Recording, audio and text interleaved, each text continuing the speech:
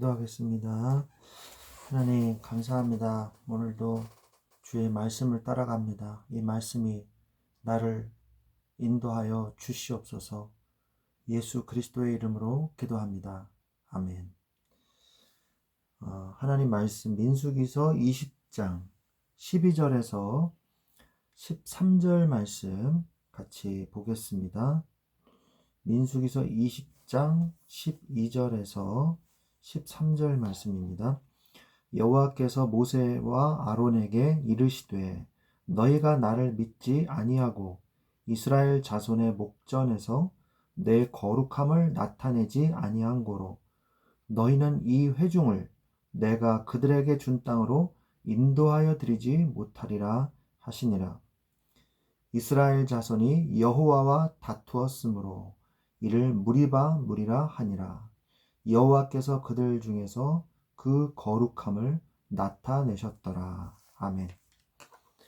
네, 오늘 민수기서 20장은 주요 그 사건이 장소가 어디냐면 가데스거든요. 가데스 바네아거든요. 그러니까 이스라엘에 들어가기 직전에 있는 에돔에 있는 변방의 남쪽의 도시인데 거기에서 또 이 물이 부족한 거예요. 그 사건이랑 그 다음에 이스라엘 민족이 에돔 족속이 원래 형제잖아요. 야곱과 에서지 않습니까? 그런데 형제 국가인데 에돔 왕이 자신들의 나라를 통과해서 이스라엘 민족이 지나가는 것을 허락하지 않죠. 그래서 적극적으로 오히려 군대를 이끌고 앞으로 나옵니다.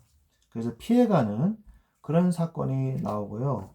그리고 이 민수기 20장은 20장 1절에서 미리암이 죽는 사건이 나옵니다. 그 다음에 간단하게 미리암의 죽음은 간단하게 서술을 하고 끝나고 아론의 죽음은 더 자세하게 말을 합니다.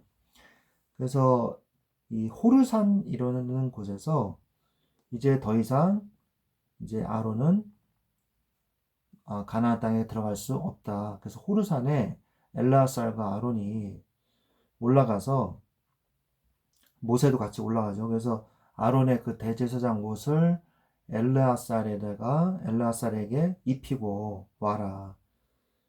그래서 아론은 거기서 죽는 이 사건이 기록되어 있습니다.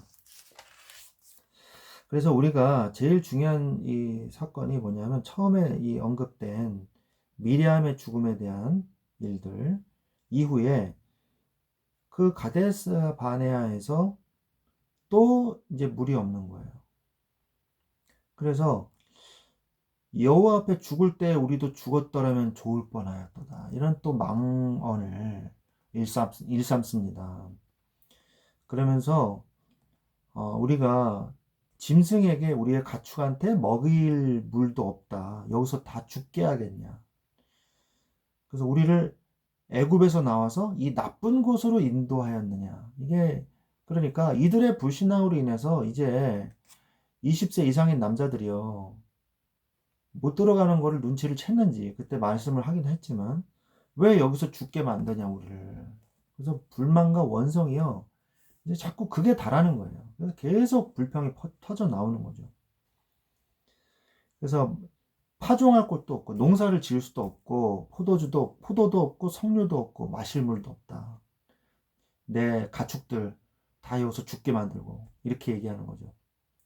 모든 것이 다 하나님의 은혜인데 하나님께서 우리를 먹이시고 입히신단다. 마시게 하신다. 이런 믿음을 우리는 광야에서 정말 가져야 됩니다. 하나님께서 그 광야 속에서 우리가 훈련받기를 원하시는 게 뭐냐? 하나님만 바라보는 거예요. 하나님이 뭐 많은 걸 바라시는 게 아니에요. 하나님이 정하신 규례를 따라 율법을 따라서 하나님을 잘 섬기면 되거든요. 하나님만 따라가면 돼요. 그럼 마실 물이 없다. 목이 마르다. 백성이 죽는다. 그거 하나님이 하신 거예요. 하나님이 하신 거기 때문에 하나님만 바라보고 있으면 돼요. 그러면 하나님께서 분명히 살리시거든요. 하나님이 그 약속을 이루어 나가신다는 거예요. 그래서 하나님이 이번엔 두 번째로 하나님 앞에 이제 모세가 하나님의 회막 문에 가서 기도를 합니다. 기도를 하니까 하나님께서 너는 지팡이를 잡아라. 항상 이 모세가 40년 광야 애굽에서부터 이 지팡이를 통해서 하나님이 역사하셨잖아요. 지팡이를 잡아라. 그리고 하나님 앞에 이 반석을 향해서 명령을 해라. 이렇게 말씀하십니다. 18절에 보면 반석에게 명령하여 물을 내게 하라. 이렇게 얘기해요. 하나님이.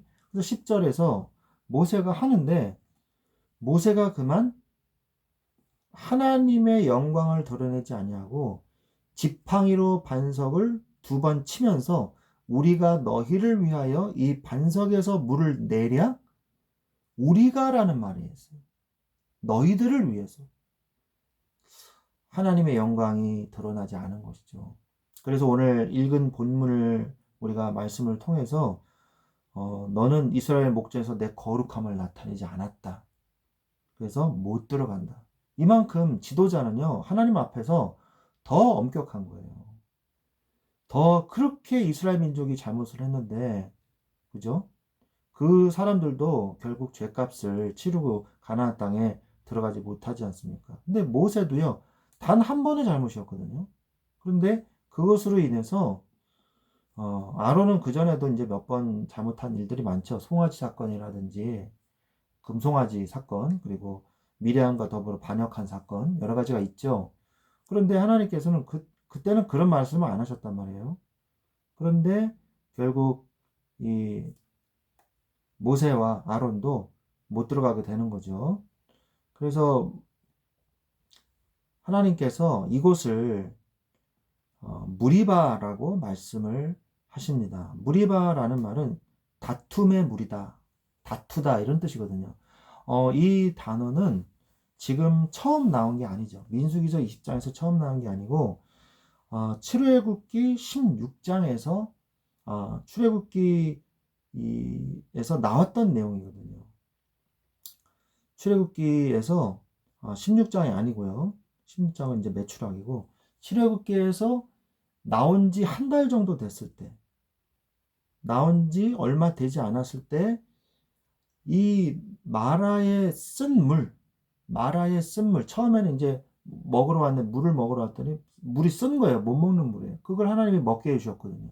물과 관련된 사건은 그게 첫 번째였습니다. 그다음 두 번째는 르비딤에서 이 물이 없어가지고 또 불평을 했어요. 그래서 하나님께서 모세를 통해서 반석에서 물을 나오게 하셨습니다. 그때 무리바 또는 마사 이렇게 얘기하겠죠. 무리바의 물, 마사의 물 이렇게 얘기합니다. 그 다음에 물로 인한 사건이 이번이 민수기가 이제 세 번째가 되는 것이죠. 그래서 가데스에서 이 무리바라는 이 반석에 나오는 물을 또 한 번 다시 한번 말씀을 하십니다. 그 이후에도 20장 바로 다음 장인 21장에서도 먹을 것과 마실 것이 없다라고 또 다툼을 하는 사건이 일어나죠. 그리고 그 다음에 부엘이라는 곳에서도 이번에는 원망은 하지 않고 찬양하면서 감사하면서 물을 또 얻게 되는 이런 사건들이 5가지가 나옵니다. 물과 관련된 사건이. 그리고 먹을 것과 관련된 이 원망들은요. 첫 번째는 이것이 이제 출애굽 이후에 한 달 지난 후 출애굽기 16장에서 신광야에서 메추라기 사건을 또 일으키죠. 그래서 이곳에서 이제 메추라기를 또 주십니다. 그로부터 1년 2개월 정도 후에 민수기 11장에서 또 이제 먹을 것이 없다고 해가지고 하나님이 메추라기를 주셨는데 이번에는 엄청나게 많은 양을 또 주시죠. 먹고 이 배가 터질 정도로 어마어마한 양을 주십니다. 그래서 이스라엘 백성이요. 계속해서 이 먹을 것을 가지고 불신앙하는 이런 내용들이요. 계속 나옵니다. 사실은 먹을 물이 없어서 죽었다. 이런 내용이 모세 오경에 한 구절도 나오질 않아요. 그리고 먹을 것이 없어서, 마실 물이 없어서 죽었다, 먹을 것이 없어서 죽었다는 내용은요, 안 나옵니다. 그러면 죽은 이유가 뭐냐? 광야에서. 그들이 불신앙함으로 죽었어요. 원망하고 불평함으로 죽었어요. 반역함으로 죽었어요. 성경에서는 먹을 것이 없어서, 입을 옷이 없어서, 마실 물이 없어서 죽었다. 한 구절도 나오질 않는다는 거예요. 하나님의 말씀을 어겨서, 불신앙해서, 원망해서, 불평해서, 반역해서. 그래서 다 죽었어요. 우리는 여기서 진짜 하나님의 말씀에서 교훈을 얻어야 돼요. 내가 힘들고 어려운 이유가 뭔가? 정말 내가 나의 경제 문제 때문에, 내가 자녀 문제로 인해서 내가 어려운가? 그때마다 나는 모세와 아론과 같이 하나님 앞에 엎드렸는가? 그리고 하나님께 그 답을 구했는가?